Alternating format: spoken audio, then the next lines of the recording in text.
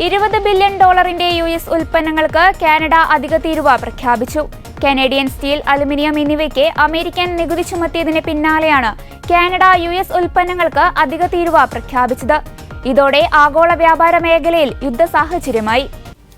യുഎസിൽ നിന്ന് ഇറക്കുമതി ചെയ്യുന്ന €26 ബില്യൺ മൂല്യം വരുന്ന ഉൽപ്പന്നങ്ങൾക്ക് പകരം തീരുവ ഏർപ്പെടുത്തുമെന്ന് European commission president Ursula von der Leyen പറഞ്ഞു.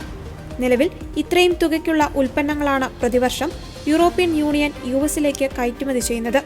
വിവിധ രാജ്യങ്ങൾക്കും യൂറോപ്യൻ യൂണിയനുമായുള്ള പ്രത്യേക തീരുവ ഏപ്രിൽ 2 മുതലാണ് യുഎസ് നടപ്പിലാക്കുക. എന്നാൽ ഏപ്രിൽ 1 തന്നെ യുഎസിനുള്ള തീരുവ ഇളവ് പിൻവലിക്കുമെന്ന് യൂറോപ്യൻ യൂണിയൻ വ്യക്തമാക്കി. അതേസമയം തീരുവ വർധന വ്യവസായ മുരടിപ്പുണ്ടാക്കുമെന്ന മുന്നറിയിപ്പുമായി വൻ കോർപ്പറേറ്റുകൾ രംഗത്തെത്തി. ഈ വർഷം തന്നെ അമേരിക്ക സാമ്പത്തിക മാന്ദ്യത്തിലേക്ക് പോകുവാനുള്ള സാധ്യത 40% JP മോർഗൻ മുന്നറിയിപ്പ് നൽകി. ഇന്ത്യയും അമേരിക്കയിലേക്ക് അലുമിനിയവും സ്റ്റീലും കയറ്റി അയക്കുന്നുണ്ട്.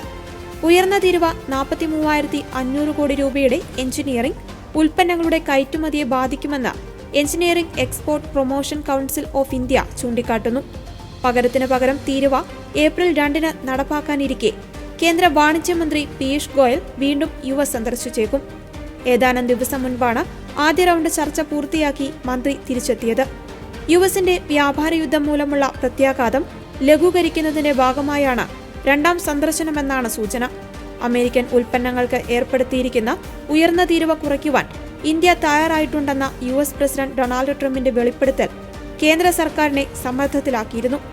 അതേസമയം കാനഡ, മെക്സിക്കോ രാജ്യങ്ങൾക്കുമേൽ ചുമത്തിയ ഇറക്കുമതി തീരുവ പ്രാബല്യത്തിൽ വന്നതായി പ്രസിഡന്റ് ട്രംപ് വ്യക്തമാക്കിയിരുന്നു. ഈ രാജ്യങ്ങളിൽ നിന്ന് 25% തീരുവ ഈടാക്കുമെന്ന് കഴിഞ്ഞ മാസം അമേരിക്ക പ്രഖ്യാപിച്ചിരുന്നതാണ്. പിന്നീട് 1 മാസത്തേക്ക് തീരുവ നടപടികൾ ട്രംപ് മരവിപ്പിച്ചിരുന്നു. മരവിപ്പിക്കൽ കാലാവധി കഴിഞ്ഞ സ്ഥിതിക്ക് ഇനി ഇളവില്ലെന്നാണ് ട്രംപ് വ്യക്തമാക്കിയത്. ഇതിനൊപ്പം തന്നെ ചൈനയ്ക്കെതിരെ 10% അധിക തീരുവയും ഇന്നു മുതൽ ചുമത്തുമെന്ന് ട്രംപ് പ്രഖ്യാപിച്ചു. ട്രംപിന്റെ പ്രഖ്യാപനത്തെ തുടർന്ന് അമേരിക്കൻ ഓഹരി വിപണിയിൽ വൻ ഇടിവാണ് രേഖപ്പെടുത്തിയത്.